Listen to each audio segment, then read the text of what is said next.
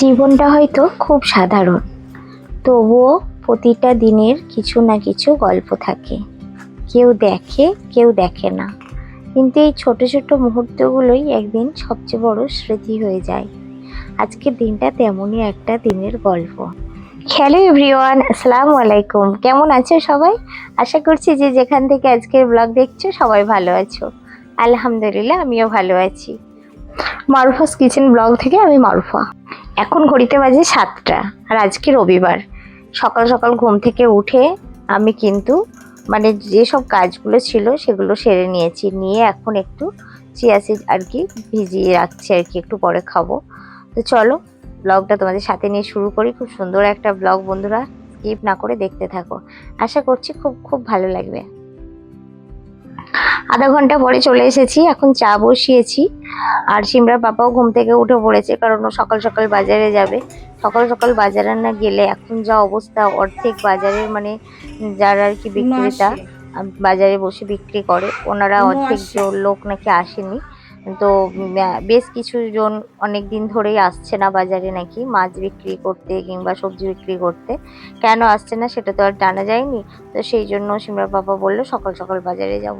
তো চলো, ও তো বাজারে চলে গেছে চা করে দিতে খেয়ে। আর আমি এখানে আজকে একটু বানাবো, ব্রেকফাস্ট বানাচ্ছি এখন। আর একটু ওটসের ইডলি বানাচ্ছি আজকে। আবার অনেকদিন পরেই বানাচ্ছি, 3-4 দিন পরে বলতে পারো। তো চলো, আর রোজ একঘেয়েমি খাবার তো ভালো লাগে না, সেই জন্য আমি ঘুরিয়ে ফিরিয়ে খাবারটা করি। তো এখানে আমি 1.5 কাপের মতো সুজি আর 1.5 কাপের মতো ওটস নিয়ে নিলাম, নিয়ে টক দই নিয়ে নিলাম 1 কাপের মতো, নিয়ে ভিজিয়ে রাখলাম নুন আর খাবার সোডা দিয়ে। তারপরে দেখো এখানে চানা ডাল, কারি পাতা আর গোটা সর্ষে দিয়ে ফোড়ন দিয়ে দিলাম, দিয়ে একটু ভিজিয়ে রেখেছি। চলো, বিস্কিটগুলো শেষ হয়ে গিয়েছিল, তো সিমরার পাপা নিয়ে এসেছিলো কাল রাত্রিরে। তো এগুলোকে আর ওঠানো হয়নি, তো এখন জায়গার মধ্যে উঠিয়ে দিচ্ছি। তো চলো, এগুলো তুলে তারপরে ইডলিগুলো আমি ভাপাতে দেবো। চলে এসেছি ইডলিগুলো ভাপাতে দেওয়ার জন্য। তো এখানে দেখো কিছুটা জল দিয়েছিলাম, একটু অল্প হয়েছে, আবার কিছুটা দিলাম। দিয়ে চলো ইডলির স্ট্যান্ডগুলোতে ইডলিগুলোকে দিয়ে দিই, যে ব্যাটারগুলো আর কি দিয়ে দেবো। ইডলির স্ট্যান্ডটাকে ভালো করে মুছে নিলাম, হালকা 1 ফোঁটা করে তেলটা দিলে কি হয়, তুলতে সুবিধা হয়, সেই জন্য একটু তেল দিতে হয়। তো যাই হোক, তেল দিয়ে দিলাম, দিয়ে এবার ওই যে ব্যাটারটা গুলে রেখেছি ওটাকে একটু অল্প অল্প করে দিয়ে দেবো। পুরো ভর্তি ভর্তি করে দিলে ইডলিগুলো ফুলবে আর অনেকটা জায়গা নিয়ে নেবে। তো সেই জন্য একটু অল্প অল্প করে দেওয়ার চেষ্টা করবে। তো যাই হোক, দেখো জল ফুটে গেছে, বসিয়ে দিয়েছি। এটা 10 মিনিট পরে হয়ে যাবে। এটা সময় লাগে 10 মিনিট, 10 থেকে 15 মিনিট সেদ্ধ করলে খুব সুন্দর একদম সেদ্ধ হয়ে যায়। আর মিডিয়াম আঁচে সেদ্ধ করতে দিই আমি, খুব একদম হাই ফ্লেমে দিই না।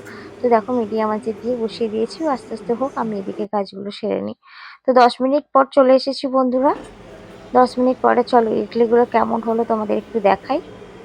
খুব সহজ একটা রেসিপি, আর এত হেলদি এটা, কি বলবো, যারা খাও তারা তো সবাই জানো। আর এত মজাদার হয় এটা, ভীষণ মজার হয়। আমি তো এটা, যদিও চাটনি আরও করার সময় পাই না বা চাটনি করা হয় না, এটা যদি নারকেলের একটু চাটনি করে খাওয়া যায় আরও মনে হয় বেটার লাগবে। তো যাই হোক, দেখো এখানে ইডলিগুলো কি সুন্দর হয়েছে, একদম সুন্দরভাবে ভেপে গেছে। কতটা সফট হয়েছে তোমাদের আমি দেখাচ্ছি। দেখো পেছনটা, দেখো পেছনটা দেখলেই বুঝতে পারবে কতটা সফট হয়েছে। আর খেতে ভীষণ মজার হয় এটা। এটা আমরা এমনিই খাই, আমাদের খুব ভালো লাগে। আর সিমরাও, আয়া তো ভীষণ পছন্দ করে, পাপাও ভীষণ পছন্দ করে। তো চলো ইডলিগুলো সব উঠিয়ে নিই। সব সময় যে জীবন আমাদের মনের মতো চলবে তা নয়, তবুও প্রতিদিন সকালে নতুন করে শুরু করার একটা কারণ খুঁজে নিতে হয়। আজকের দিনটাও সেই চেষ্টারই একটা ছোট্ট গল্প। ইডলিগুলো কেমন হয়েছে অবশ্যই অবশ্যই কমেন্ট করবে। যারা যারা আমার ভিডিও দেখো তাদেরকে অসংখ্য অসংখ্য ধন্যবাদ দেখার জন্য। বন্ধুরা প্লিজ লাইক করো, কমেন্ট করো। যারা কমেন্ট করছো না তাদেরকে অনুরোধ করছি, প্লিজ কমেন্ট করো। ভিডিওগুলো কেমন লাগছে অবশ্যই জানিও। আর দেখো বাজার থেকে একদম জ্যান্ত চিংড়ি আর বাটা মাছ নিয়ে এসছে। বাটা মাছটাও খুব ফ্রেশ। তো বাটা মাছটাকে বেছে দিয়েছেন মাসি, কিন্তু ভালো করে এগুলো কাটেনি, লেজগুলো। তো ওগুলোকে আমি একটু কাঁচের দ্বারা কেটে নিচ্ছি। চলো, আর এইভাবেই আমরা মাছ ধুই, জানো তো, ফ্ল্যাটে আর কি করব বলো। ছোটবেলায় দেখতাম আমাদের বাড়িতে কখনো অল্প দুটো একটা মাছ ধরা হতো না, পুকুর থেকে মাছ ধরা হতো। তো সবসময় বালতি ভরে মাছ ধরা হতো। আর আমার মাকে দেখতাম বালতি ভরা মাছগুলোকে কি সুন্দর করে পুকুরের মানে এতে বসে সানে বসে কি সুন্দর করে ধুয়ে নিত। বড় পাথরে ঘষে ঘষে মাছগুলো কি সাদা হয়ে ধোয়া হতো।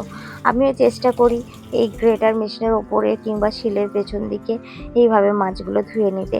ছোট ছিলাম আমার মা বলতে শুনতাম যে মাছ যত পরিষ্কার করে ধোয়া হবে, যত ভালো করে ধোয়া হবে, মাছের টেস্ট নাকি তত বাড়ে। তো সেই জন্য আমি চেষ্টা করি মাছগুলোকে সুন্দর করে ধুয়ে নিতে। আর এই দেখো, এই আজকে একটা কাজ করছি, সেটা তোমাদের সঙ্গে শেয়ার করছি।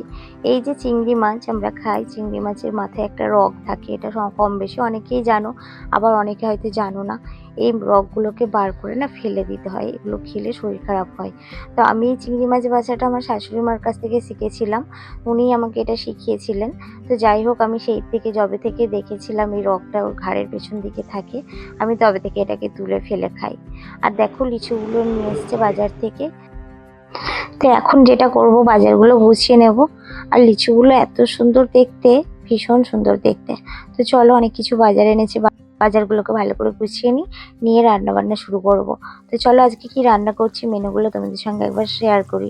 আজকে করছি বাটা মাছ ভাজা, আর সাথে বানাচ্ছি এখানে মানে পেঁপে চিংড়ির তরকারি, আর মানে কলমি শাক ভাজা, আর বানাবো আমড়ার আমড়ার একটা চাটনি বানাবো। তো চলো ভিডিওটা দেখতে থাকো, কিভাবে বানাচ্ছি তোমরা নিশ্চয়ই বুঝতে পারবে। এখানে আমি পেঁপে চিংড়ির তরকারিটা বসিয়ে দিয়েছি আগে, তরকারিটা বানিয়ে নেবো। আর চিংড়ি মাছটা জ্যান্ত ছিল তো, জ্যান্ত চিংড়ি খেতে আমার ভীষণ ভালো লাগে, ভীষণ প্রিয় আমার। মানে আমাকে আর কি বরফের চিংড়ি অতটা ভালো লাগে না, কিন্তু জ্যান্ত চিংড়ি খেতে আমার ভীষণ ভালো লাগে। আবার এটা যদি অল্প অল্প করে কোনো সবজির সঙ্গে অ্যাড করা হয়, সেটা খেতে কিন্তু দুর্দান্ত টেস্ট হয়। আজকের দিনটা আমার এইভাবেই শুরু হয়েছিল বন্ধুরা। 1 কাপ চা দিয়ে সকালটা শুরু হলো, তারপর পরিবারের জন্য ওটসের ইডলি বানানো, তারপর দেখলে তোমরা মানে বাজার থেকে টাটকা মাছ শাকসবজি নিয়ে এসেছিল, সেগুলোকে গুছিয়ে সুন্দর করে রাখা। তারপরে চলে এসেছি দুপুরে রান্না বান্না করতে। বাইরে থেকে দেখলে হয়তো খুব সাধারণ একটা দিন, কিন্তু এই ছোট্ট ছোট কাজগুলোর মধ্যে লুকিয়ে থাকে আমাদের জীবনের সত্য গল্পগুলো। প্রতিদিন নতুন কোনো স্বপ্ন পূরণ হয় না, বড় কোনো ঘটনা ঘটে না, তবুও পরিবারের মুখে হাসি দেখার আনন্দ, নিজের হাতে রান্না করা খাবার পরিবেশন করার তৃপ্তি, আর দিনের শেষে একটু শান্তি, এই সবই আমার কাছে অনেক বড় প্রাপ্তি। তো দেখো সুন্দর করে একদম কিচেনটাকে ক্লিন করে নিয়েছি, তারপর চলে এসেছি খাবার টেবিলে। যেহেতু আজকে সানডে স্পেশাল লাঞ্চ, সুন্দর করে লাঞ্চটাকে একদম পরিবেশন করব। তো দেখো এখানে সুন্দর করে একদম লাঞ্চের টেবিলটাকে পরিবেশন করছি। আর সিমরার পাপাও চলে এসেছে। তো আজকে রান্নাবান্না কি হলো এক ঝলক তোমাদের সাথে শেয়ার করে নিই। এখানে হয়েছে বাটা মাছ ভাজা, পেঁপে চিংড়ির তরকারি, আম কেটে নিয়েছি, সাথে কলমি শাক ভাজা আর আমড়ার চাটনি।